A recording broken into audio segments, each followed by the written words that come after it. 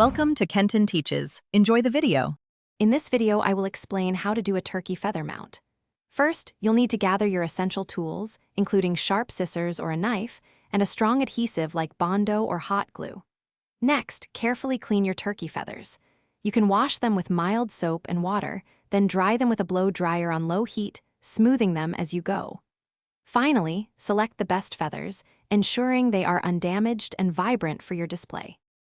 Once your feathers are clean and dry, it's time to arrange them.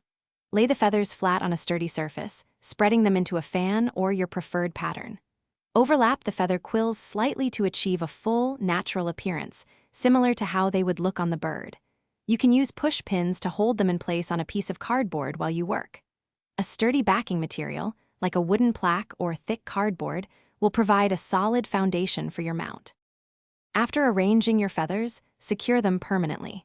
Many people use auto body filler, like Bondo or hot glue at the base of the quills to create a solid, lasting bond. Once the adhesive is dry, consider applying a clear sealant or protective spray to enhance durability and prevent fading.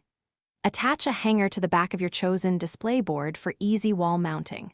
For an extra touch, you might add decorative elements such as a leather wrap or a spent shotgun shell.